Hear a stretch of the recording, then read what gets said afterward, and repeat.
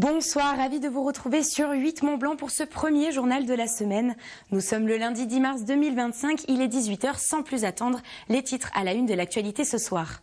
Depuis quelques jours, Genève accueille la 23e édition du Festival du film et Forum international sur les droits humains. Jusqu'au 16 mars, ce rendez-vous engagé met en lumière film et débat autour de la situation des droits de l'homme dans les 4 coins du monde. Puis nous nous rendrons à Amancy qui prépare depuis plusieurs semaines son carnaval. Prévu le 15 mars prochain, ce défilé haut en couleur sera composé d'une dizaine de chars entièrement fabriqués par les bénévoles. Nous le verrons. Mais avant de développer ces titres, on prend la direction des hôpitaux du pays du Mont Blanc, où s'est tenue une opération de sensibilisation au cancer colorectal. Organisée dans le cadre de Mars Bleu, cette action a eu pour objectif de communiquer, mais aussi de favoriser le dépistage de cette maladie très répandue, mais qui se soigne dans 9 cas sur 10 quand elle est détectée de manière précoce. Les précisions avec Emmanuel Jaude. Ayant concerné plus de 47 000 personnes en France en 2023, le cancer colorectal est l'un des plus fréquents au sein de l'Hexagone. Dans le but de limiter les risques et les prises en charge lourdes, de nombreuses journées d'information et de prévention sont mises en place. Des opérations assurées par le Centre de coordination des dépistages de cancer de la région. Soit les hôpitaux viennent nous démarcher directement pour qu'on mette les stands, soit nous on envoie aussi des messages à tous les hôpitaux et tous nos partenaires pour organiser ça. Le but c'est vraiment de faire de l'accès aux soins pour tous. Donc aujourd'hui typiquement on va remettre des enveloppes de dépistage du cancer colorectal aux personnes éligibles. C'est toutes les personnes de 50 à 74 ans, hommes ou femmes, qui n'ont pas d'antécédents familiaux, pas de symptômes, pas de facteurs de risque, tout ça. Un contrôle grandement simplifié ces dernières années et qui permet aujourd'hui de soigner la pathologie dans 9 cas sur 10. Mais pour ce faire, il reste encore à communiquer sur les pratiques et méthodes qui concernent tout un chacun, des habitudes pas toujours bien connues de la population. Un simple test de dépistage peut permettre à la fois de rassurer la population cible quand ces tests sont négatifs, mais elle peut aussi tirer le signal d'alarme pour proposer un traitement facile à entreprendre et non mutilant dès lors que cela est possible. Et en tout cas, cela évite de laisser se développer des maladies jusqu'à un stade où il sera beaucoup plus difficile de les traiter au prix d'interventions chirurgicales, de chimiothérapie, etc. À l'image de septembre pour le cancer du sein ou le mois de novembre pour celui de la prostate, le mois de mars est donc l'occasion de mieux faire connaître les risques du cancer colorectal. On estime en effet aujourd'hui que seuls 4 Français sur 10 réalisent ce dépistage régulièrement. Un chiffre encore bien trop bas pour l'Agence régionale de santé, notamment au regard de son efficacité. Dans le reste de l'actualité en biathlon, le week-end a une fois de plus été triomphal pour le camp tricolore. Samedi, Julia Simon a remporté avec brio la poursuite devant la Suédoise Anna Öberg et sa compatriote Océane Michelon. Lou Jean Monod termine, elle, 4e et fait la bonne opération au classement général en reprenant des points précieux à l'Allemande Franziska Preuss. La journée de dimanche était consacrée au relais et là aussi, l'équipe de France a réussi le carton plein. Les hommes s'imposent devant la Norvège et l'Ukraine, mais ils réussissent surtout le Grand Chelem avec 5 victoires en 5 courses cette saison.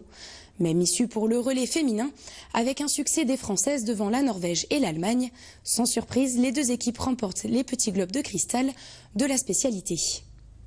Je vous en parlais dans les titres, le FIFDH, Festival du film et Forum international sur les droits humains de Genève, a fait son retour ce vendredi.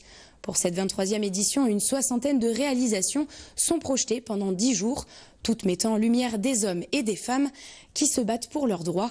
Mais au-delà de dénoncer ce festival prône aussi et surtout des valeurs humanistes et bienveillantes, comme nous l'explique tout de suite Kezia Poudou dans son reportage.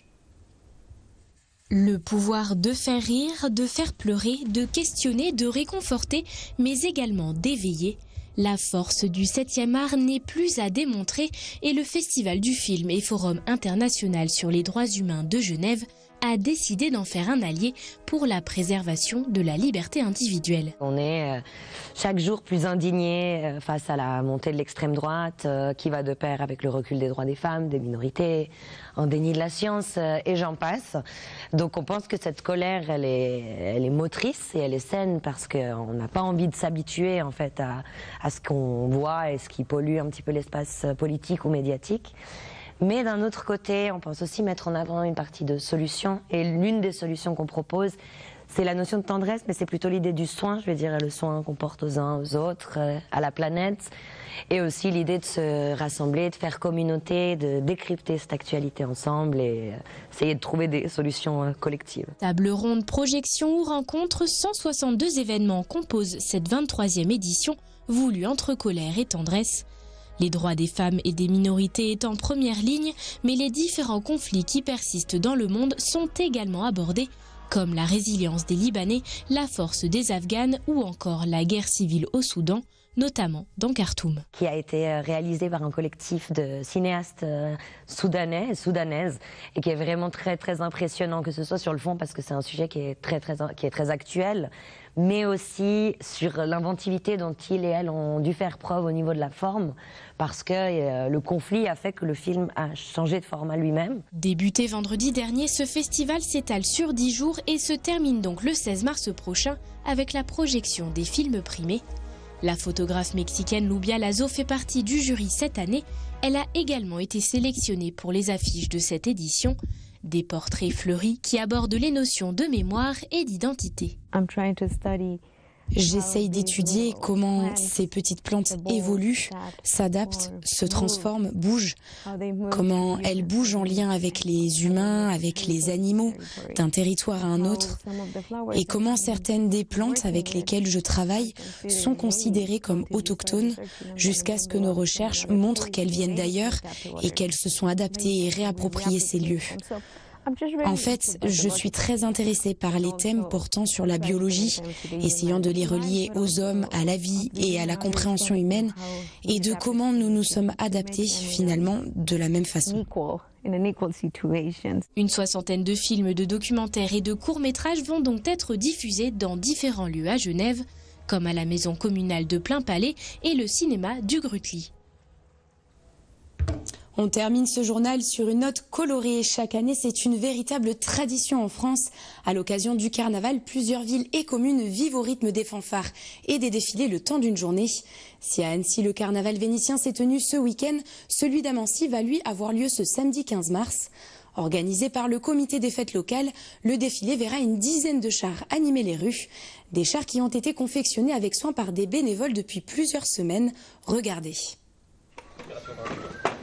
Pas une minute à perdre pour ces bénévoles. Après plusieurs semaines de confection, les chars du carnaval d'Amancy ont pris forme. À J-7 du défilé, il ne reste donc aux équipes que les petites retouches. On est sur les Indiens amérindiens. Les finitions, ça va être fixer la sono, notre appareil de fumée, enfin voilà, les petites dernières choses de finition, et puis à finaliser nos costumes avec des arcs, etc.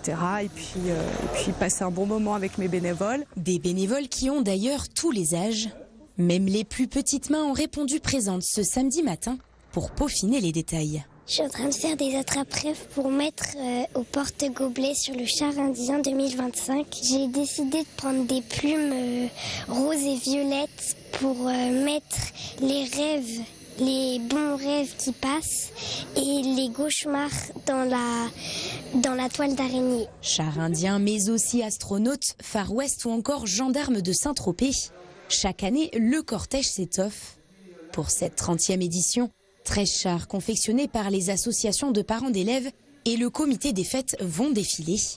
Et même les élus se préparent à parader dans les rues. Le conseil municipal a par tradition toujours fait un char également, donc ça fait effectivement plusieurs années que nous avons essayé d'enchaîner les thèmes. Cette année, ça va être disco. Vous allez avoir du décor un peu disco sur le char, des boules à facettes, de la lumière, de la musique. Prévu le 15 mars prochain, le carnaval amancien s'élancera en milieu d'après-midi depuis le pont de Foron, avant de rejoindre la salle polyvalente de la commune, où food truck, musique et animation rythmeront le reste de la journée.